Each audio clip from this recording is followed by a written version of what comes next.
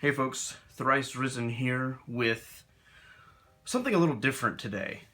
Well, something the same and something different. I am going to be unveiling and discussing perhaps my favorite commander deck that I own. You'll see this Narset emblem to build further suspense as to what the commander is. This commander, I always sit down at the table and it always has a disclaimer. This is the only one in the deck. So this is Sliver Hivelord, 1 sliver. This deck has had many iterations, and it is generally referred to by myself and the local play group that I play with as Unbreakables, because the original version of this deck didn't even run Sliver Hivelord. It ran Progenitus, and it ran all 15 of the Theros gods and all the indestructible effects or creatures in Magic. So my stuff was very hard to kill, and the deck ran, I think at its peak it was over 20 different board wipes. So my stuff was indestructible, and I would just wrath the board every turn and swing through to victory. The overall strategy hasn't changed much. Most of the gods have gone on to greener pastures. Now we just have Hivelord and 2 gods of importance, but we'll get to that.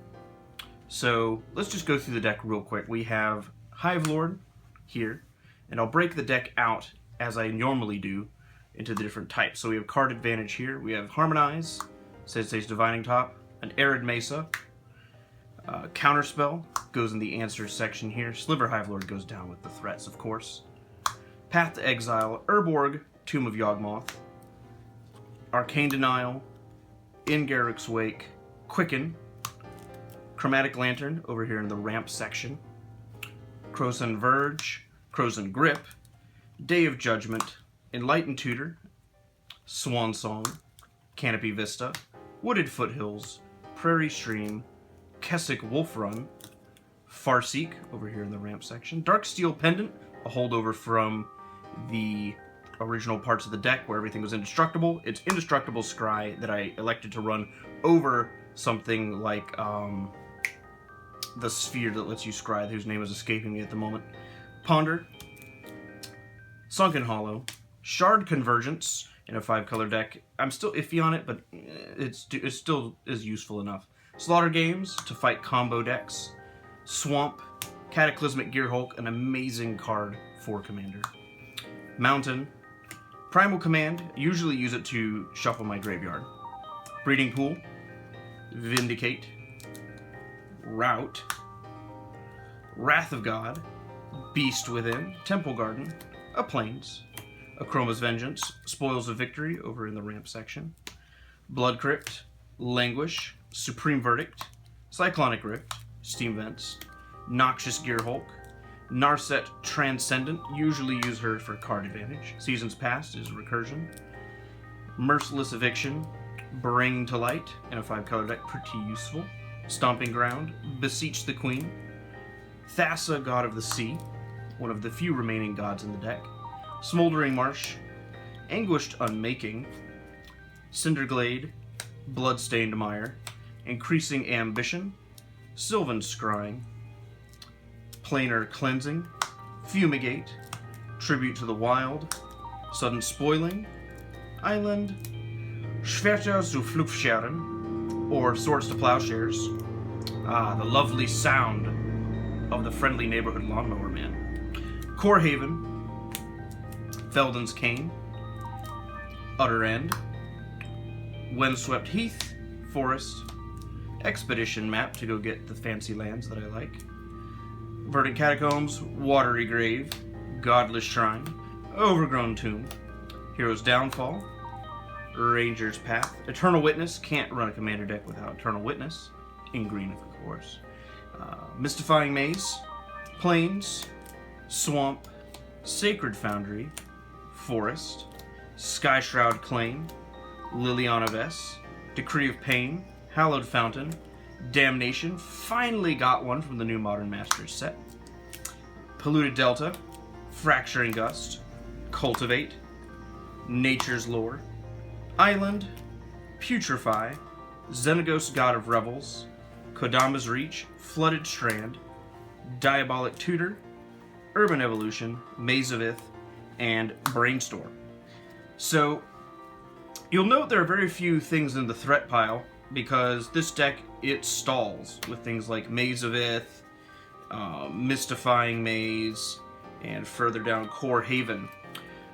So these stall so many board wipes that stall out,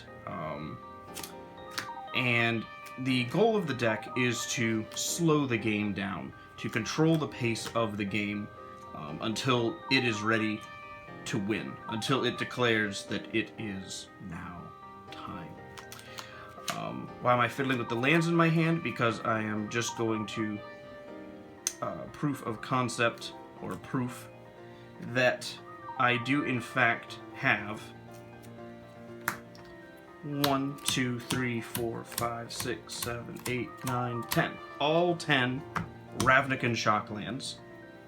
A bunch of basics. We have 1, 2, 3, 4, 5. All of the Battle, Tango, New Zendikar lands, whatever you prefer to call them, they're all there. Urborg exists strictly to turn things into swamps because there's a lot of black in the deck. Also, it turns Maze of Ith into a mana producer. Kessig Wolfrun I'll get to in a moment. The rest here are basics, aside from Crozen Verge, which is something akin to a fetch land. Speaking of fetch lands, I picked up Arid Mesa recently along with the Damnation. But we have here all of the reprinted Khans fetches, and then 2 of the older style fetches. Well, I say older, but older in modern, that is. So how does the deck win? Well, as I said, it slows down the game. It's got good, consistent card advantage, lots of answers. But the win condition of the deck consists of these 3 cards right here. Sliver Hivelord, you cast him, you cast Xenagos God of Revels, and then you need to be able to Kessig Wolfrun for at least 6, and Sliver Hivelord turns into a one-shot with haste. Very, very resilient, and if you have the mana to make this happen, if they exile him, because that's the only way you're going to really stop him, because he's got Trample and Indestructible, so you have to exile him, you've got the mana to replay him next turn and just keep going. So unless they deal with one of these, and Xenagos is never going to be a creature in this deck, because there's not enough permanence in those colors to turn him into a creature, ever. So he'll always be just an enchantment that's indestructible, so he'll be pretty evasive to get rid of. Then we have Kessig Wolfrun, which is a land. Land destruction does exist, but that's why I have some recursion effects to go deal with that. And then these 3 lands also really slow down, and it gives you an option. If you get all 3 of them out, it gives you the option of how you want to slow them down, because this Core Haven just prevents all combat damage that would be dealt by target attacking creature this turn. So you have to be able to target it, so if it's hexproof, that's not good. Well, all of these you have to target, so hexproof is a bane of these lands. Maze of Ith, it untaps it, and to prevent all combat damage that would be dealt to and dealt by that creature. Mystifying Maze is useful if they have like a Merit Lage token or something big that doesn't care about entering the battlefield, because then you can exile it and it returns to the battlefield tapped under its owner's control. So if they make a giant token of some flavor, this will kill a token. So those are the lands. Now let's take a moment to talk about the answer package. The answers fall into one of 2 categories for the deck. You have sweeper or general answers, then you have targeted. So Tribute is kind of a sweeper. It's a mini sweeper because each opponent sacrifices a single artifact or enchantment. Then you have Fumigate, Fracturing Gust, Damnation, Decree of Pain, Planar Cleansing, Merciless Eviction, Rout, Sudden Spoiling. I consider it a wipe in the right circumstances. Cyclonic Grift, Cataclysmic Gearhulk, Supreme Verdict, Languish, Akroma's Vengeance, Day of Judgment, Wrath of God, Ingaruk's Wake. Those are the sweepers. So lots of board wipes. Let's count up the board wipes at current count. They kill creatures. 1, 2, 3, 4, 5. 6, 7, 8, 9, 10, 11, 12, 13, 14, 15 that kill creatures, and then you have 2 that hit artifacts or enchantments in addition to that. And a lot of you'll notice a lot of the board wipes are general, like Planar Cleansing, and you've got Merciless Eviction, Psych Rift, because this deck likes to be able to answer any threat that is on the board. And so it will fire off one of these the moment the creatures get to what I like to call a critical mass, where the fog lands are not able to deal with them anymore. Maybe the spot removal is not good enough. Maybe they're making tons of tokens. Wrath the board, go off. It also works really well with Narset, because I will give one of these spells Rebound, and it slows everyone down for a turn, because why would you cast more creatures if you know there's a Wrath of God that's just going to go off on that guy's next upkeep? So it slows everyone down for 2 turns and gives me more chances to do things. As far as targeted removal goes, we have one of my favorite spells in Magic ever, Putrefy. Thanks to my friend Jacob for giving me this really pretty version as an early birthday present. Really early, my birthday's not for months. But then we have Utter End, Anguished Unmaking, Vindicate, Beast Within. I'm putting these out in this order because these hit pretty much anything.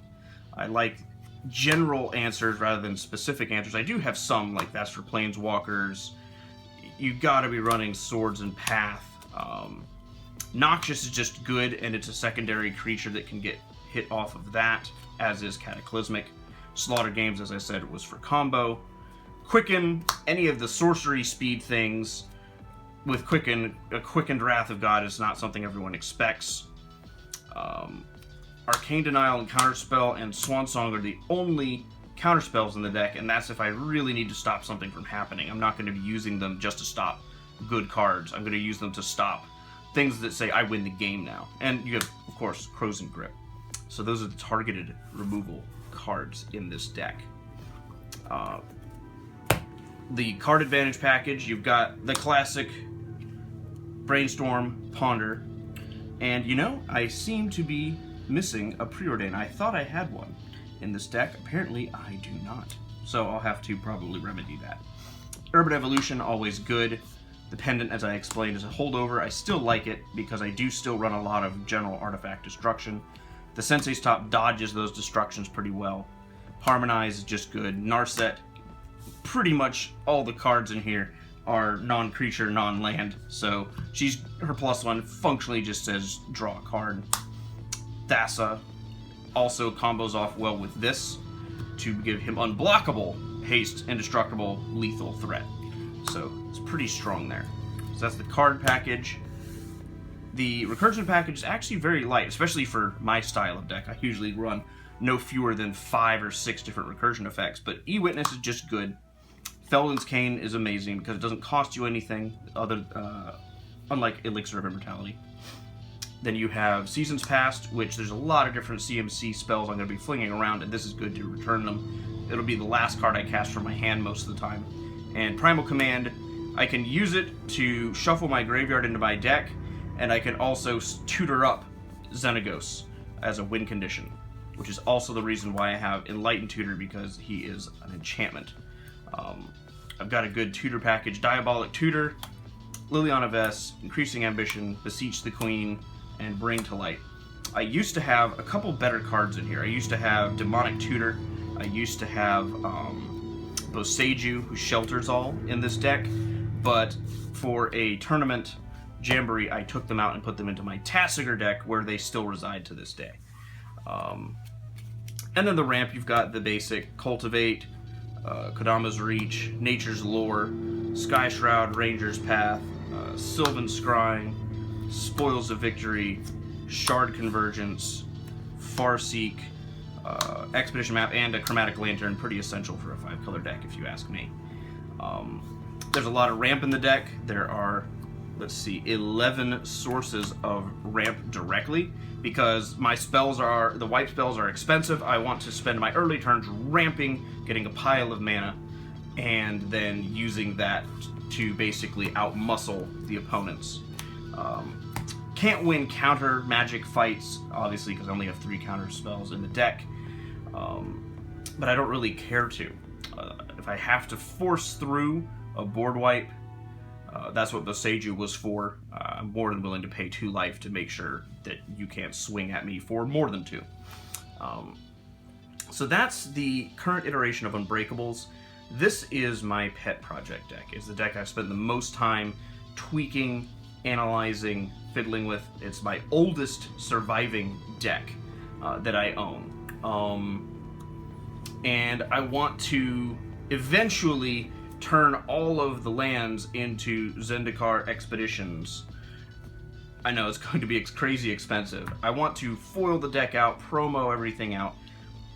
60 to 70% of the deck, I'd say, exist in some form of promo card, and I want to get them all and make this just the prettiest. It's my baby. This is my deck. I love it. It's great. The only sad thing is they'll probably never print a masterpiece of Sliver Hivelord. Wizards, if you're listening, make the happiest boy on earth and make a masterpiece of this. So that's the Unbreakables Sliver Hivelord deck. Just bringing you something a little different today. Hope you enjoyed it. I'm ThriceRisen. Thanks for watching.